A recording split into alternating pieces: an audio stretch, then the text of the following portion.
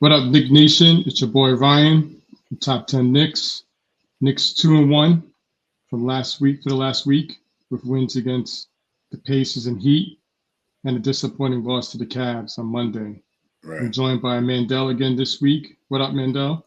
What's up? What's up, Nick Nation?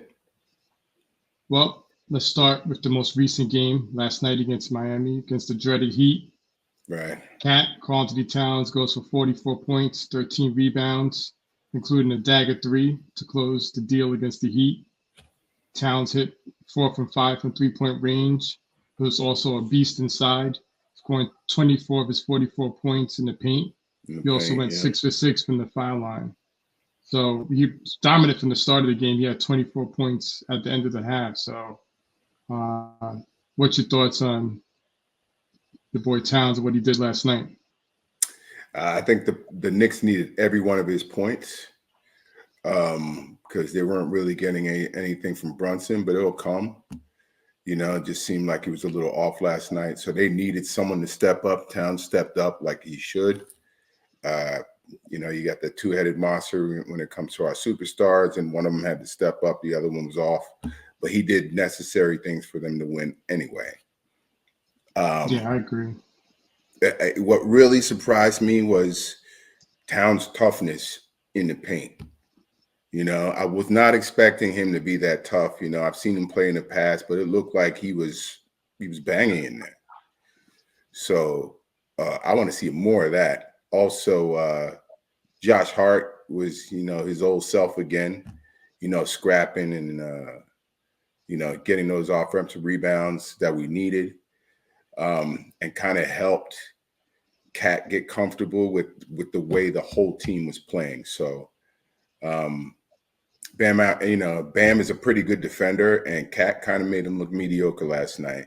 Maybe it's because he got those 2 quick fouls in the beginning, so he wasn't as aggressive.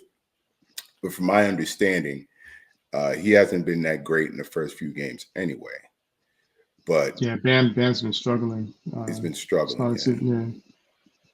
But yeah, the Towns was I agree 100% with you on the toughness he showed. Like, and I think all season, like I've been watching him,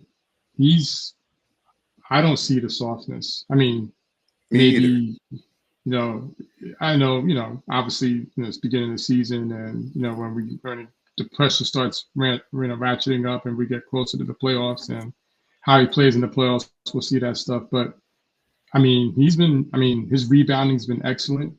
He even grabbed some offensive boards. He grabbed a big offensive rebound late in the game against Miami, and kind of put back. Like you said, in the paint, he's been a monster. And I think going back to playing in the 5, like he before the Timberwolves got Rudy Gobert when he was playing the 5 before, right. I think he's getting back to his old roots of being a center and being comfortable in all facets of the game, dominating in the paint, being able to step out and hit some threes. And I kind of think it was a perfect blend of the way he played yesterday, like playing in the paint, because I don't think we don't want to forget that. He's a center, he's a big man, he's bigger than most centers. He's silky smooth down there. He got a nice hook shot. He got some nice footwork down there. Yeah. So and they can play inside out from that. They can, he's not a bad passer. So when he's posting people up, he can, he has the floor spread with his shooters outside. He can see cutters. He can, if he gets doubled, he can find the open man and pass it out for a 3. So I like that inside, outside, not just him, like you say, launching threes, but because the threes have to be good threes, right? Like, you want him to take threes, but you want to take threes within the flow of the offense, not just coming down and launching a 3, but you want it to be somewhat in a flow, like if it's a pick and pop with Brunson, or if he's running some type of play with Bridges, you want that to be in the flow of the game. You don't want it to be, they've been saying the Knicks need to get up more threes, but they need to take good threes, not just good threes. Any 3. It has to be with the flow of the offense. He had good looks. Yeah, he did. He did. The thing I liked about last night is they didn't hesitate. None of the guys hesitated from three. Like Brunson a little bit at the beginning because he was off shooting, but then in the second half he picked it up. But even Hart was 2 for 5 from 3-point range last night. Yeah, he was OG aggressive. was 3 for 6. Yeah, I mean, Bridges was kind of gunning a little bit, but he ended up 4 for 11, so not terrible. But he had some big threes in the second half. But I just liked the overall way they played. Brunson he didn't shoot great, but he ran a good floor game. He had 9 assists. So right.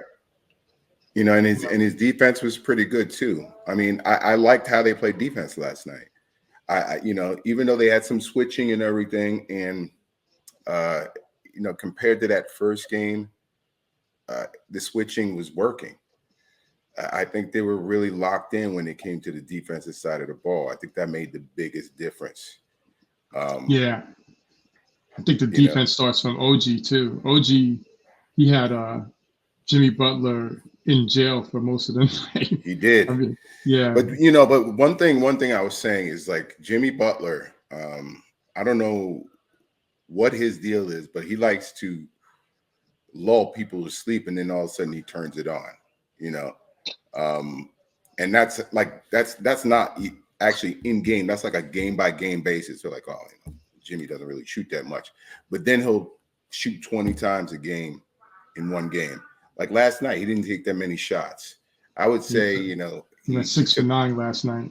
He actually did shoot bad, but like he couldn't get the ball for most of the game until the fourth quarter because OG was kind of draping him, and you never really saw the action. They went to Hero a lot. Hero kind of killed the Knicks last night. He had 8 threes. He had 34 points. Hart had because that was Hart's assignment. He had some problems getting out guarding Hero, and you know, he got loose a little bit. So that might have contributed to Butler, you know, not taking as many shots.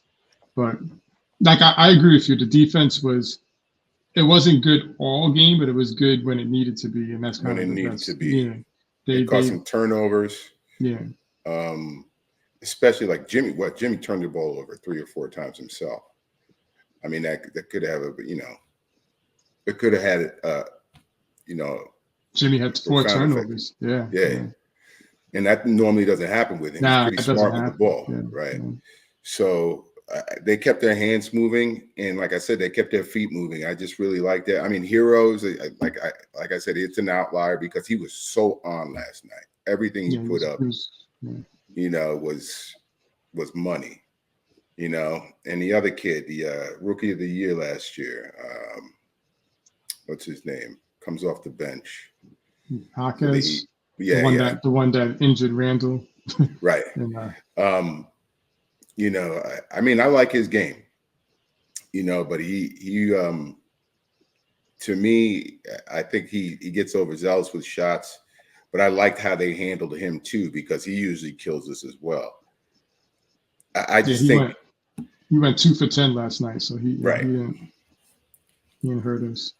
Yeah, you know, and I think that's a big thing. Duncan Robinson didn't do anything. You know, I'm looking at that side of the ball. I mean, Hero's the only one who really killed us. I mean, without Hero's shots, I think that would have been a blowout. Right. And shout out to Mikal Bridges too. He did a really good job on Terry Rozier. Scary Terry. He's a guy that, like now, like when I look at this Miami squad, like they're always scary to me to play because they actually have a pretty good offensive team. It's Spoelstra for me. Yeah, and Spoelstra. Spoelstra is always the scheming master. I mean, I still think he's probably the best coach in the game. But yeah, Rozier, like I think the last time the Knicks played the Heat, I think it was April last year, like he went for like 32 points. He's just one of those guys that could just, you know, he gets really hot. Like he actually got hot in the fourth quarter. He ended up hitting 4 threes. But before that, he was kind of in jail too by Mikal. So, you know, shout out to Mikal for, you know, his defense. The Knicks got the makings of a really good defensive team if they get used to each other and once they really, you know, their roles start falling into place and what the scheme is and what they're supposed to do. So, Yeah. you know, they just gotta. They have a tough schedule. These first 4 games they face. I mean, the Cavs are 5-0, so and the Yeah, Cavs are and looking really good. they're number 1 in scoring right now. Yeah, they are. So yeah, I mean, they're starting hot. I mean, you know what really surprised me, if you want to talk about part of that game, what really surprised me, their bigs all of a sudden are not timid. You remember last year, I was like, I'm not even worried about their bigs, man. They're timid. You know, all you got to do is bully them a little bit and you take them right out of the game. But Mobley was aggressive when it came to shooting, which I've never seen that before from him. And other guy, I always forget his name. I always want to call him Jared Allen, but no. Jared Allen. It is Jared Allen. It is Jared Allen, okay. Mm-hmm. You know, played for New Jersey and everything, but even him, you know, I mean, he had kind of like a little Mitch in him last night or the other night. So, yeah, Cleveland was a tough loss. It just seemed like we couldn't stop them from scoring. We were playing the same sort of aggressive defense, but they were just making shots. There's nothing you can really do about that. I thought in the Cleveland game, I hate to say it, but I think Brunson had a really pretty bad game. Like the difference, he didn't shoot well in either game against Miami or against Cleveland, but against Miami, he ran a good floor game. Like he didn't turn the ball over as much. Yeah, and he ran a good floor game. But against Cleveland, he wasn't running a good floor game. He was making bad decisions. He's still trying to figure out, even in the Miami game, I still think he's trying to figure out the balance of, because before he's had to carry the team with his scoring, right? Like it was like him, you know, he was number 1 option, number 2, and number 3 option. Now it's like he's trying to get all these other guys involved, and he's never been the main point guard on a team with all these weapons before. Right. So his point guarding skills now have to pick up. Like, we know he can score. We know he can score at the best of them. And, you know, he's not a bad passer, but now it's like when you have a team where you're a point guard that needs to score, because he still needs to score, but he needs to figure out that balance of when should I look for my shot and get myself off, and when I need to pass, and when do I need to set someone else up. Yeah, he has to be a facilitator now as opposed to a main scorer. And I kind of has to be both. Yeah. He has to be both, because I mean they need him to score. Like he can't average like 16 points a game. Like he's gonna have to put up at least 24 or something like that for this team to be a championship team. He's gonna have to. But he's gonna be a championship team. But right now, I think right now it works because everyone's getting acclimated. All the new guys are getting acclimated. So I think it works. But again, yeah, you're right. He's gonna have to be his old self when everyone gets acclimated. I mean, they're not the only team that's, you know, going through growing pains. Right. Yeah, he's going to have to be that guy. It's going to be him or Towns that's always going to pick up the slack. Right. But going back to that Cleveland game, he wasn't making good decisions. Like he turned the ball over, you know, he even dribbled off his leg a couple of times. Like it was, just had a bad game, you know? Yeah, he did. I mean, and the thing is, like he actually went out with an injury in that game. He like bumped knees. I don't remember who it was he bumped knees with, but he came back. But then, I mean, it just seemed like when he went out, because the Knicks had like a 13-point lead in that game at one point. And then when he went out, the Cavs scored like 8 straight points or something. And then, you know, they didn't really, the momentum like shifted in the game. And the Cavs got hot, like you said, like especially Garland. Garland got real hot, yeah. I mean, he's a streaky shooter, and if he gets going, it makes him difficult to beat. You know, if you put him in jail like we did all last year in the playoffs, they're easy to beat. Yeah. You know, but you know, because they only rely on Mitchell. That's what they rely on. You know, I'm pretty surprised they didn't play Thompson. They didn't play need him to at because I all. mean, but like you said, those bigs were playing really well, They and were. Mobley's take. What I fear because the East looks tough this year. The East got. I mean, Orlando's good. I mean, Philly's off to a bad start because they got injuries. You know, Right. Boston but so the East looks kind of long. But if Mobley takes a leap in Cleveland, they could be like a surprise. Like they could be up there, you know, in the rankings at the end of the season. Yeah, they So could. because he's always been that dude, like we took advantage of him all this time between, you know, Mitch and Hartenstein and Randall, you know, when we were the bigger team and kind of throwing them around. Right. Especially we abused Mobley, like, you know, in the playoffs 2 years ago and everything.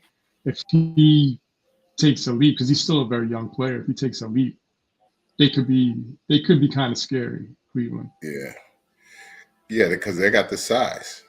They Right. really do. They got the size, and with Kenny there, you know, their coach, that Yeah. defense is, you know, it's improved a lot.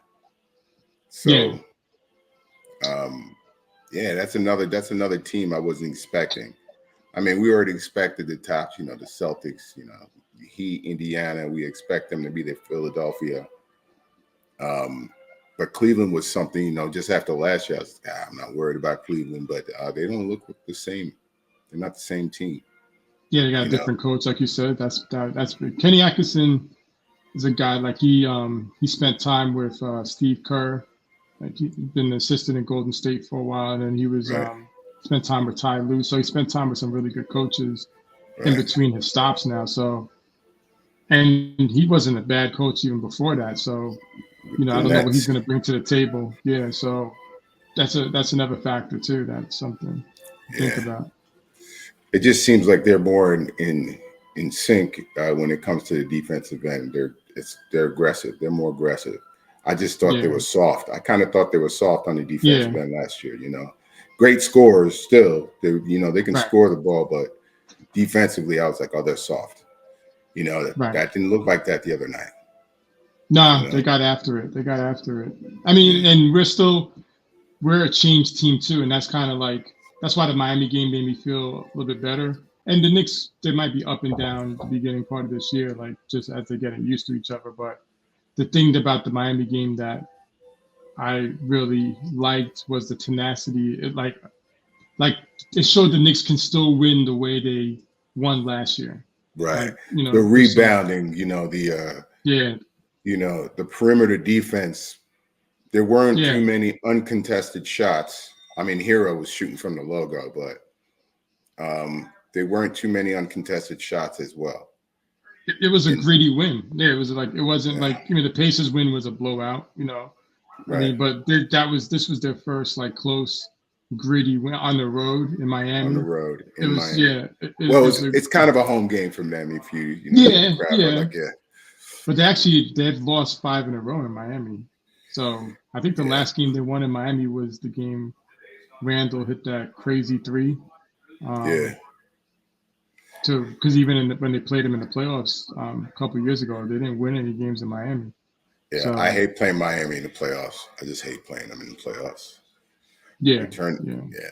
yeah, Spo just turns them into a different team. Spoelstra, But yeah, you give Spoelstra 7 games. He's always a scary proposition. You give him 7 games to game plan against your team. You right. know, he's that's some of my question marks at Tibbs. Like when we get to the playoffs, I mean, is he Is it, going to be able to coach with the best coaches in the league? You know, and I'll coach those guys. You know, because even in the series against the Pacers last year, and I know the Knicks obviously ran out of players and they were injured. That's why they lost that series. But there were some depleted? things the Pacers did that Tibbs didn't really adjust to.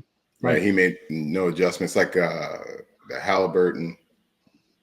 yeah, running they covered Brunson up full court. Like, and teams are starting to do that now this year. Like they're starting to realize like sometimes it takes Brunson a while to get into the set, and he's not like a fast um, player like bringing the ball up the court. So it makes the Knicks take longer to get into their offense, and then they have like only 12 seconds left to, get into their offense. So Right. that's that type of stuff.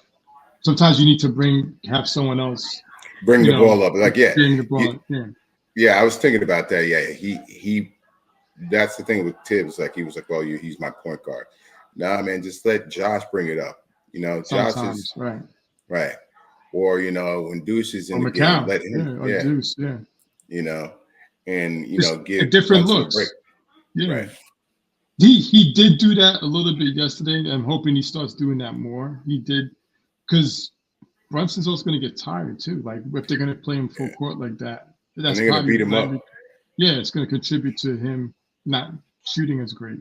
So you need to give him breaks in the game, like by not having to bring the ball up all the time, and let him run off of screens.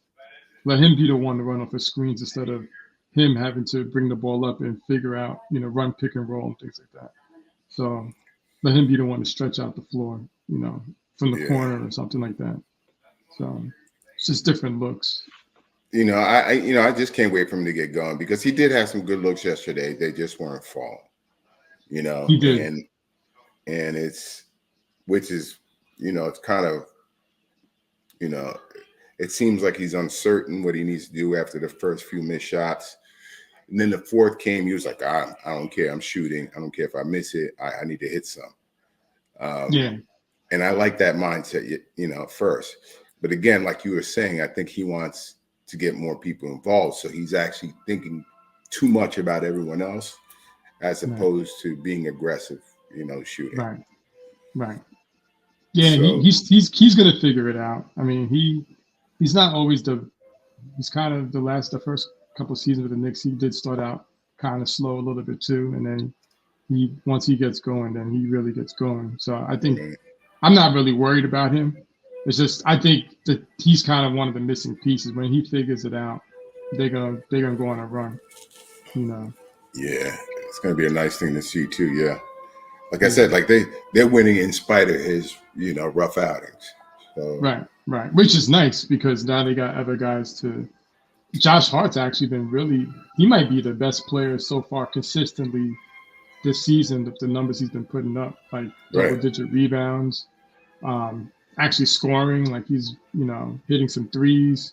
He's running the floor. He had 6 assists last night. And his all-around game is picked up, and he's doing the gritty things too. Yeah, he's the heart and soul. Like, when we got rid of, we turned over a lot of the team this offseason, keeping him and making he's that grit. Like, he's what keeps the Knicks, grit intact. Because without him, they're not the same team at all. Like, he's that guy. He's the engine. He's the engine that makes him run. Yeah. Let's get back to Cat though. Like, what I am afraid of, like I want everyone to be aggressive, but it seems like Cat gets those first 2 fouls so fast, and if they're gonna win, they're gonna need him in the game. Didn't he foul out the other night as well? He did late. He's been picking up cheap offensive fouls. The Cleveland game, I thought the refs weren't great at all. I mean, I don't think that's the reason why they lost the game, but he got some questionable. They kept calling this hook. That was twice. He was just trying to get his arm out of the way. It's just trying to get his arm. Like the what's his name? Jared Allen was like sticking his arm. Right. And he's just trying to, he's in momentum to the basket, and he's just making his move, and Jared Allen's arm's there, and they're calling him for the offensive foul. Right. And he's trying to sweep it through. I don't get it. Like, it's not really. They're trying to say that he's kind of blocking him off, I guess. Yeah, like shielding him from shielding him in.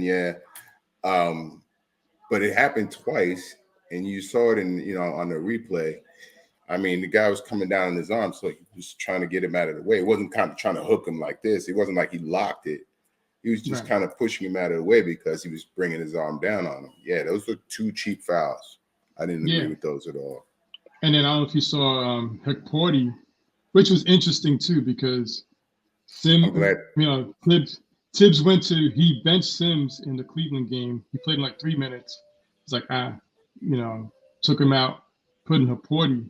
Played Haporti for like 7 straight. I actually thought Towns might have been hurt because I was like, why he's playing Haporti like some big minutes in the second quarter. Put Towns back in, and then like in the second half, he played Haporti again. I'm like, oh, Haporti is replaced Sims as the backup. And Haporti had that dunk that probably would have changed the momentum of the game because it was a monstrous dunk. It was on Mobley. He was on Mobley. He destroyed him. Right. And they called him for offensive foul, which I didn't understand. It was questionable. Yeah. It looked like Mobley was off his feet when it happened anyway. Yeah. It was dumb. Yeah. I mean, I think that was he's a rookie. I think if Towns did that or Embiid did that, they wouldn't call it foul. Yeah. Yeah, they wouldn't call it. Or Davis. No. It's like he's a rookie. I'm glad he got his playing time. You already know I like that kid. The more playing time he gets. He went back to Sims last night. I was like, okay, we're done with Sims, and then he went I don't know, understand what Tibbs is doing. I think he probably was playing because Cleveland's a bigger team, and Porty's a bigger guy than Sims. Right. He plays more physical. He's like, let me go with the bigger guy. But he was just better. Like he's not just bigger. He's just better. He just fits the team better than Sims does. Yeah. Sims is, like I said, he's. That all that athletic ability, and it's just a shame that they put his mindset with that. Right. God put that mindset in that body. Like it's like rough to even watch, man. I'm like, if I had his physical gifts, he's just, to me, like I said, he doesn't get angry. He doesn't get like, well, you can't you can't stop me, so I'm going to the rim. Like, just get that mindset. Like, you're not going to stop me. I'm pulling this off and I'm slamming it down your face. If he was like that. Yeah. I think it's a big part of the reason why he's kind of so mediocre. Like, with, like you said, his physical gifts, he doesn't, like, his mindset's like, I don't know the kid, obviously, I don't think I've ever heard him in an interview. But like, he just doesn't seem like, even Haporti, like you see like in his face, like there's an intensity about him that like that dunk he had, like Sims, Sims caught an oop. One of these, what game was that? He caught an oop. Really slammed it down. Yeah, he really slammed it down hard. That was what it was last night. Yeah. And there was no excitement out of him. Right. It was just He dunked and then started running up the court. Like I would have been like, Right. He's just. Right. I think he's just like mechanical out there. He's just doing his job, and it's emotionless. But you can't play this game without emotion. It just doesn't work. No. Especially as a big man, kind of like you're tussling in the paint. You're battling for position. You're trying to block, box people out to get rebounds. You're trying to get offensive rebounds. You're trying to block someone's shot, as they're going up. I want him to be a monster. Right. The thing I hate about Sims, like the thing that I think that makes him not really an NBA player or, very borderline NBA player is he's never in the right place at the right time. Like he always is off. Like he goes up for a block. He's always like a beat late. He gets into defensive position. He's always a beat late.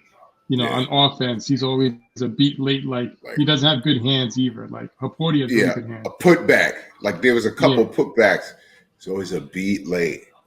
Or an inch short. Like it's it makes no sense. But I get exactly what you're saying.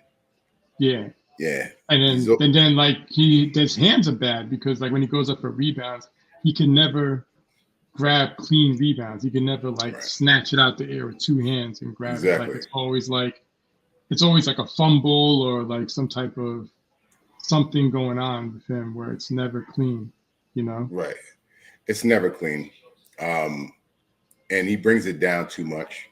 Yeah. You're a big man, you snatch and hold it for at least a while, but he brings it down. I mean, I'm hoping. I don't see it happening, but I'm hoping he improves. If Tibbs is going to keep using him, but I don't see it. 4 years in, he's right.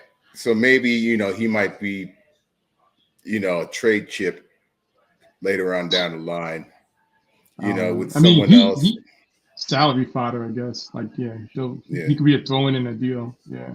Right.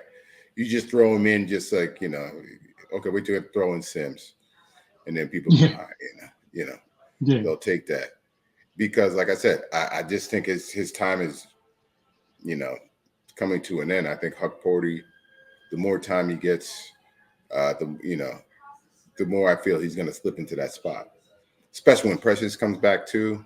I was about to say, that pushes Sims back down, a little further down the line too. I mean, we really shouldn't, with the way Porty's played. I don't think we should see Sims when Precious comes back. No, I think Precious should just take his spot. Exactly. And then Precious can play the 4 too, because Precious got a little bit of offensive game. He can take you off the dribble. He can take, he can shoot some threes. So, and he's got he's got a pretty 18 to 20 foot shot.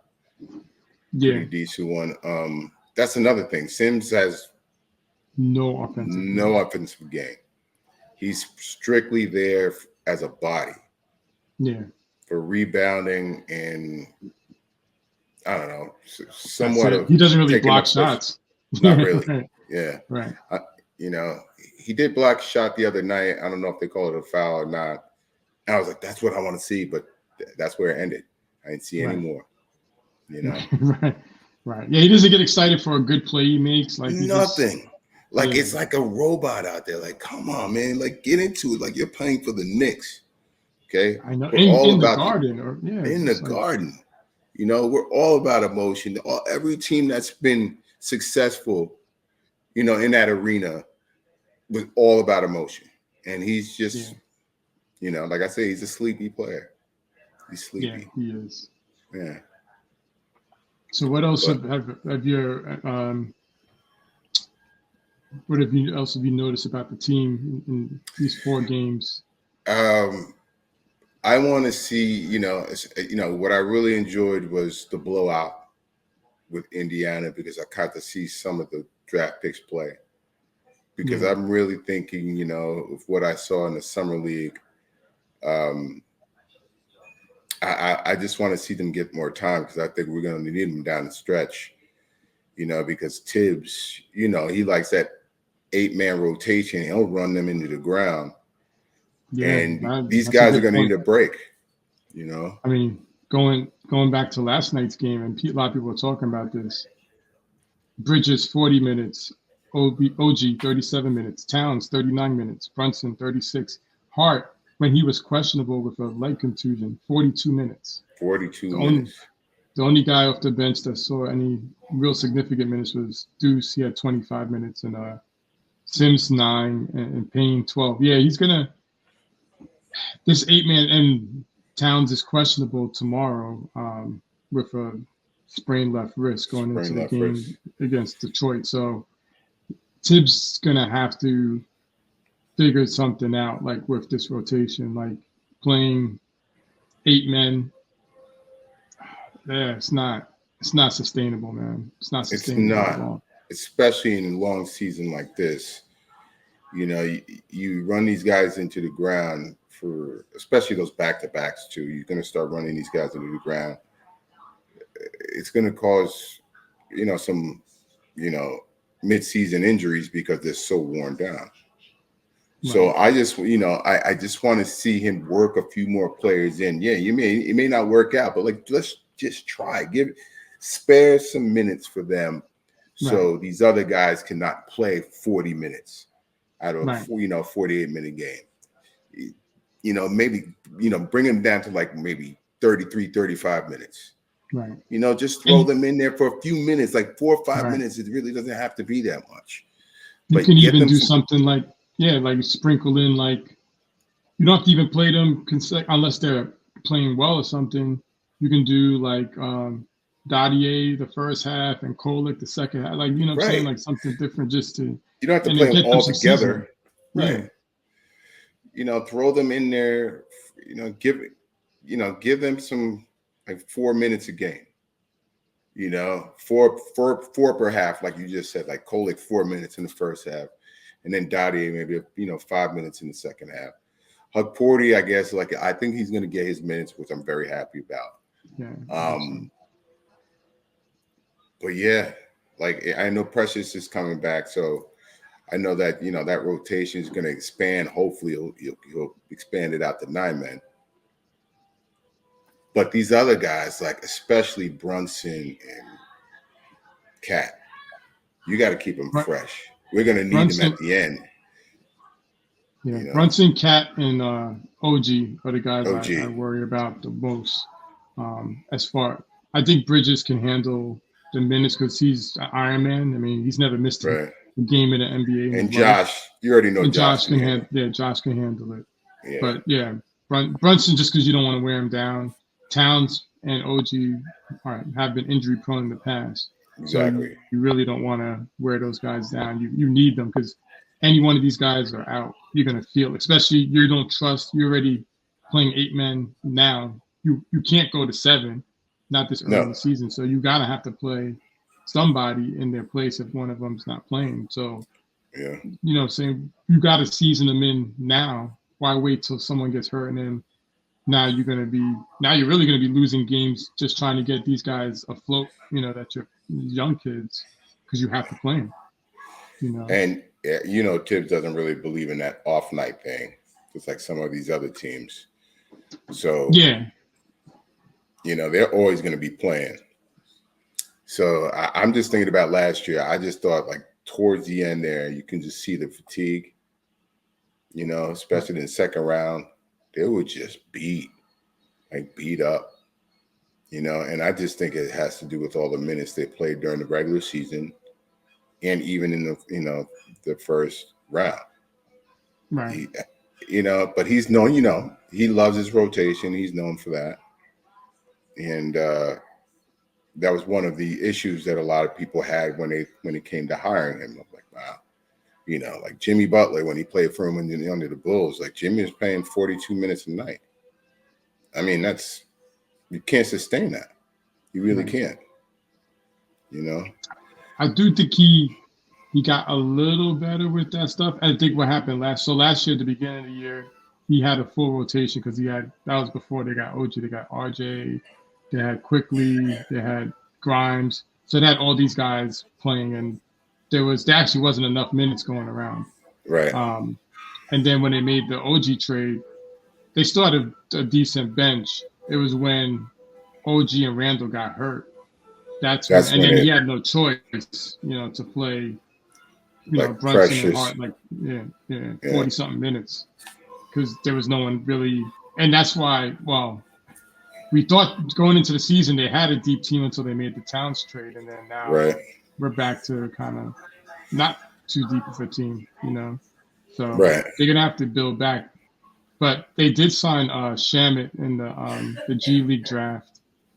They signed what's his name, Matt Ryan.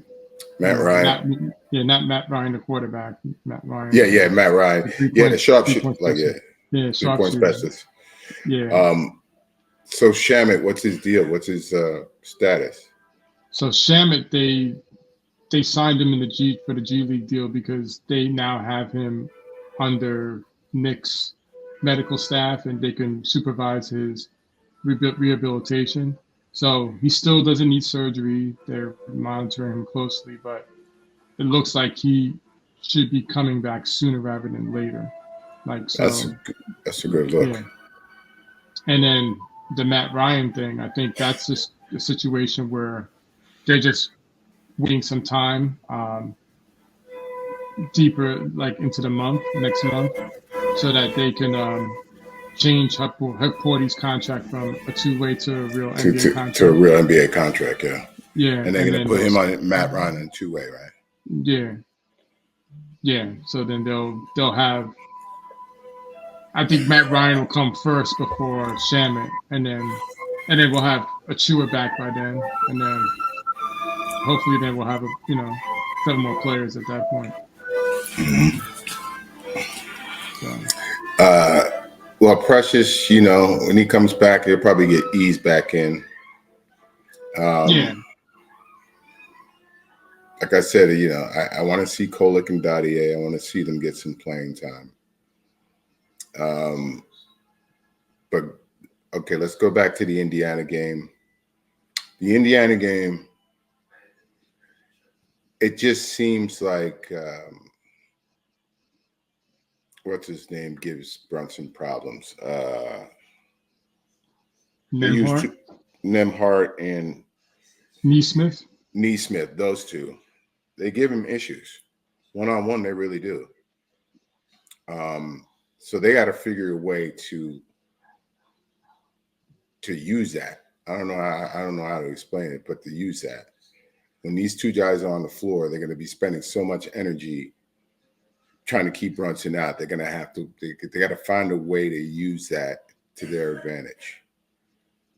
Even though it was a blowout the other night, it was because, to me, I might be going on a limb here, because Indiana didn't shoot that well. They really didn't. Especially that's true. Yeah, especially well, Halliburton didn't score. Yeah, he didn't really score. I told you he's a set shooter. All right, he's not really a jump shooter. Yeah. He needs to be wide open most of the time, or get to his spots quick most of the time. And he's a good, like I said, he's a good passer too. So he did his job the other night, but they just shot poorly as a team. And that was like one of the big reasons why we had that blowout, And Bridges had him in jail too. Right. And Halliburton, So, well, the reason they won last year is because of all the injuries that we sustained.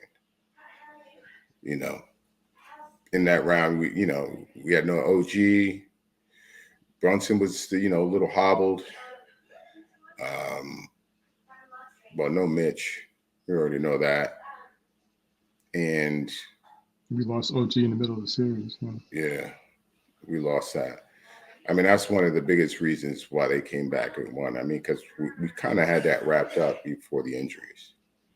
Yeah, they were up 2-0. They would have won that probably in 5, maybe 6 if no one got hurt. Yeah. Right. But actually, Brunson had a pretty good game against the Pacers. He shot 3 for 5 from 3, 10 of 19. He had 26 points. I think like I was saying with what you're saying, they give him problems. It's because they play him full court. They just pass, right? So they play him full. And I think other teams are picking up on that. They play him full court. They're just like gnats. And they're like gnats. And you always see him kind of like trying to slap their hands away. And they do foul him a lot. Yeah. They play very physical with him because that's a really good thing. Yeah, they do put him on the line a lot. Yeah. So that's a very good thing. But that game I thought they just like you said, the Pacers didn't shoot well. I mean, I think some of that was the Knicks defense, but I think the Knicks shot great in that game. They shot great in that game. Yeah. And everyone, they had 4 guys of over 20 points. 4 starters of over 20 points. So that was that game was kind of like the microcosm of what they can be when they're clicking on all cylinders. Right. Offensively, yes. Definitely, yeah. Like I said, it just depends on their. To me, this is what it still depends on, because I think the offense is going to come. I mean, they got some really good shooters. Is the offensive rebounding and the one-on-one defense on the other end, not necessarily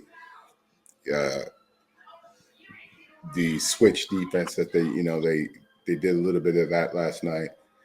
But if everyone can stay in front of their man and get around picks, I think that's a benefit. Especially at the top of the key. Yeah. Especially at point of attack. Yeah. They sometimes struggle with that. Yeah. The perimeter is a big problem for them. I mean, I've seen it happen all 3 games. Yeah, they do. There's always one guy that's killing them. Yeah. And they can't seem to make an adjustment to shut them down. I mean, again, Hero just, like I said, he was shooting from the logo. He was shooting unconscious, and there's nothing you could really do about that. They give up too many wide open threes. And I think like when you get guys like Hero and Garland, like open looks like that. Yeah. Even Donovan Mitchell. Donovan Mitchell didn't have a great game against them, but Garland and Hero killed them. Garland and Hero killed them. Yeah, and then when you give them, just like at the Boston game, you give teams open looks from three and they start feeling it. Then even when you do play good defense on them, they're going to hit those too, because now they're starting to feel it. So you can't let them get off. Yeah, that first game was, that was a little rough. You know, I mean, there's nothing you can really do about it. But it does, you know, it was because of the open looks they initially got that gave them confidence just to keep gunning. Like they were gunning. They really were. They're really just putting up anything that was going in. Yeah. And it's nothing you can do about that. Right. It wasn't just one person, it was everybody. Yeah. You know. And to me, I don't know if I could see that happening. Have they lost yet? Celtics? They just lost. They lost last night. They lost to the Pacers. It was actually a really good game. They were down 20-something to the Pacers. They came back, sent the game into overtime, and then Siakam just got unconscious.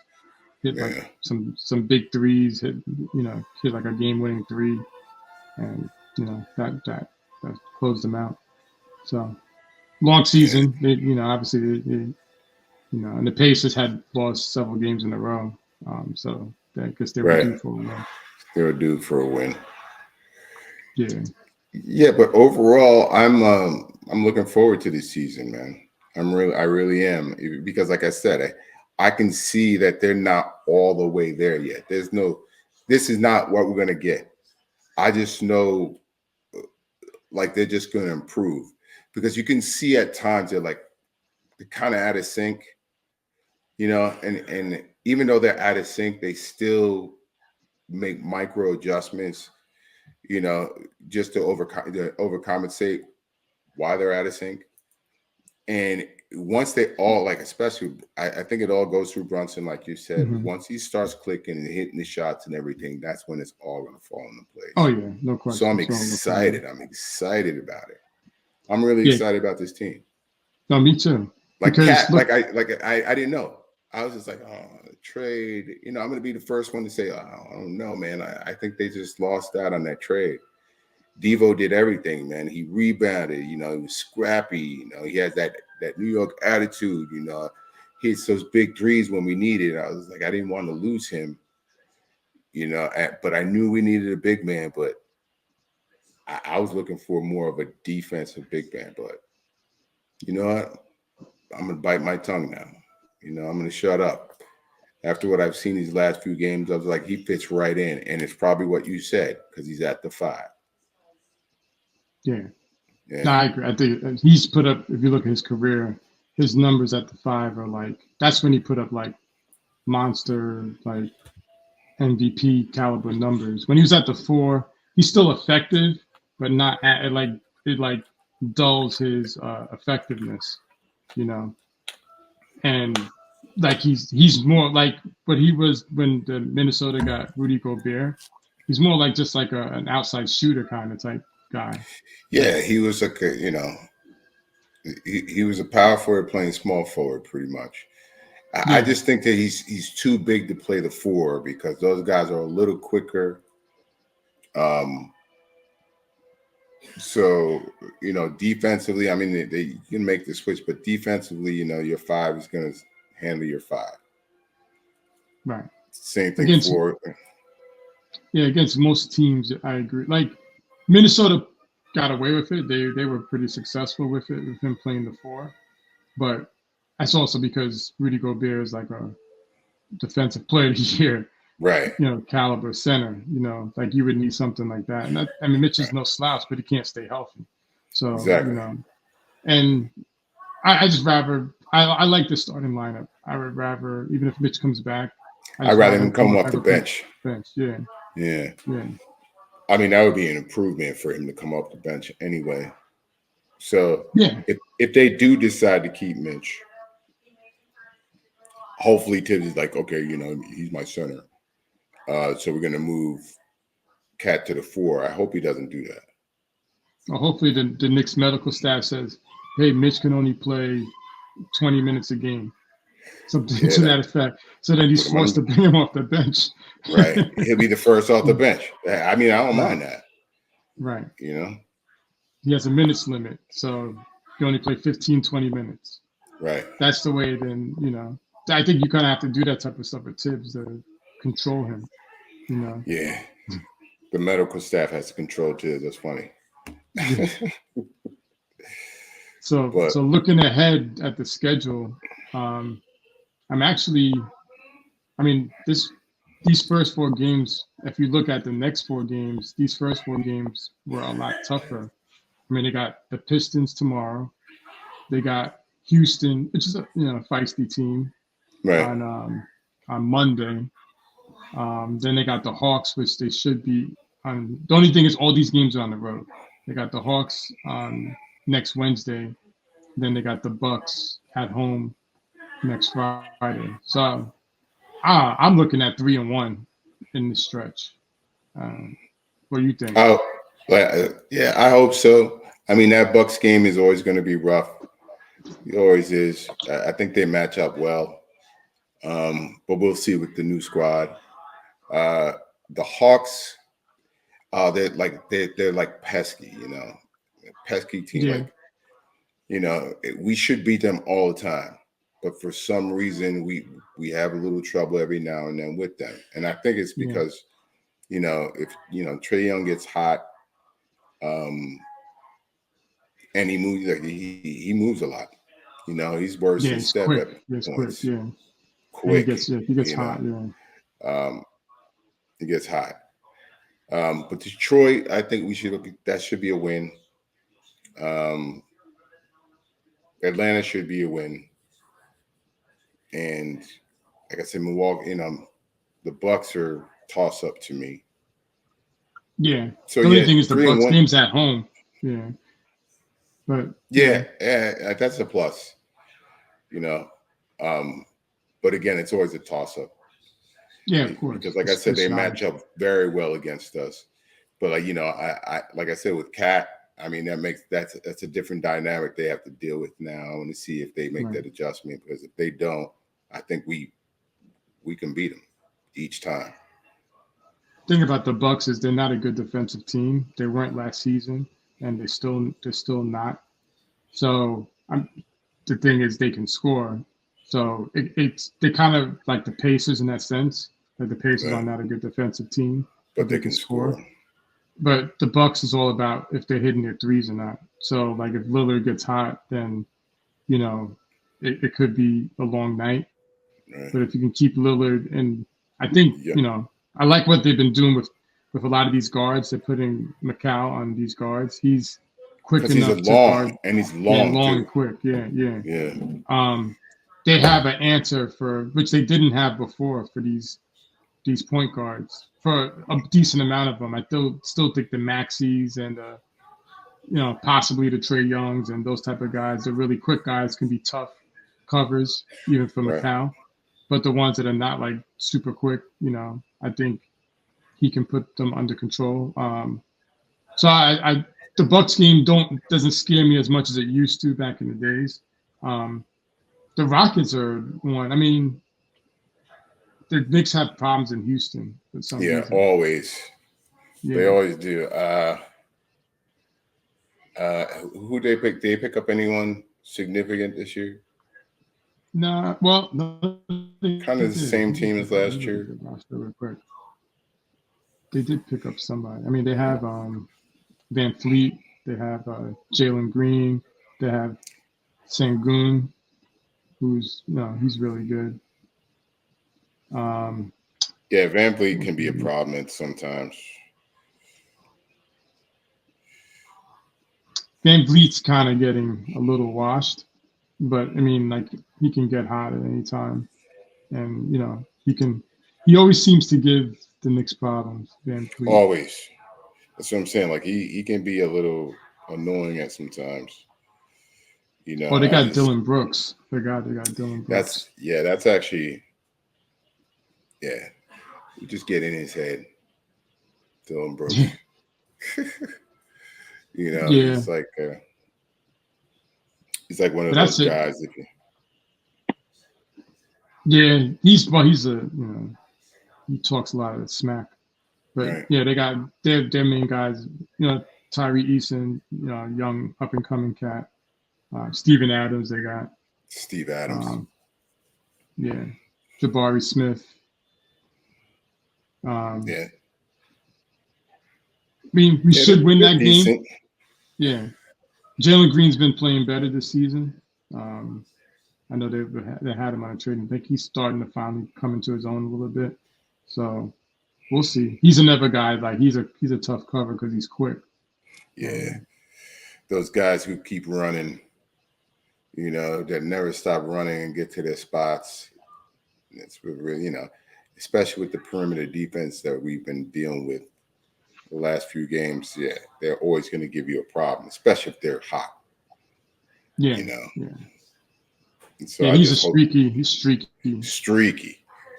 Definitely a streaky shooter. Garland's streaky, and Hero. They're all streaky shooters. They're not really consistent. Yeah. They're not going to give you the 28 to 30 points a night kind of thing. They're streaky guys. Yeah. But, once they get going, they're just tough to cover. So, yeah, Houston should be a win. To me, Houston should be a win. The Pistons are feisty too. And the Pistons are still, to me, we should be able to beat them because they're still sort of. Oh no, we should definitely be able to beat them. Yeah. Yeah. They're just feisty. They're not like, it's not like a 20-point blowout type thing. It could be like one of those games where, you're close. Up 8-10 most of the time. Right. You're not going to just blow them out of the gym kind of thing. Yeah, they're going to always be like right there on your heels. Yeah, and they're decently coached now because they got rid of what's his name that took all the money from them. They fired him after one season. Yeah. So the Cleveland Bickerstaff's actually coaching the Pistons now. The guy that Cleveland fired. So I mean that's a good coach for them because they're a rebuilding team. So and they're young too. Yeah. They're a younger team. I don't know if they come out of the next 4-4-0. I mean, we're looking good. Whew, that'd be great. Yeah, but I'll sign for 3-1. I mean, I'll definitely take 4-0. I'll be disappointed with 2-2. Me too, or 1-3. Or 1-3, I'd be very disappointed. Yeah, very disappointed. But, yeah, I signed for 3-1. 3-1. But there's a possibility they can come out with the 4 straight. That'd be beautiful. They could definitely. Yeah. But yeah, man, I'm looking forward to it. Again, even after Cleveland lost, I wasn't discouraged. There's nothing, like I said, nothing you can do about it when Garland just, closes his eyes and just throws it up. It goes in. You can't do anything about that. Like I said, the Celtics game wasn't discouraged by it. I just hated getting blown out in the first game. Yeah, me too. Especially against Boston. But the way they shot when, especially, after the first quarter, I was like, oh, man, I was a little upset. I was like, come on, man, make the adjustments. After the third quarter, because of what I saw, in the first 2 quarters, I was like, well, this is just one of those games. There's nothing you can really do. 29 3-pointers. I mean, hey, is that going to happen again? No, I don't see it happening again, But I mean, even the greatest shooting team, that's right. It's not happening. I just don't see that happening. It's their record for a reason. Yeah. Right. Exactly. But that game's an outlier. It definitely is. Yeah. It was their hype night. They got the rings. They were playing at home, full house, and all their players were unconscious. So again, it's not going to happen again. I mean, if it happened every night, they would have won every game. Like, you said they lost last night. Right. So, hey, they're beatable. They're not invincible. Yeah. Yeah, man. So great again chatting with you. No doubt. You too, man. Getting up, this 2-1 week. Right. Like as the week was going on, I was just like, oh man, it's not, but like you said, I didn't get super discouraged, but it's nice to chat after a win, you know. Right. So, it's always good to chat after a win. After a loss, you're like, let's dive into what they did wrong, and you know, are they going to pull themselves out of this? But again, even that, like I said, even after that loss, I was like, I can talk about that. I was like, I saw some good things.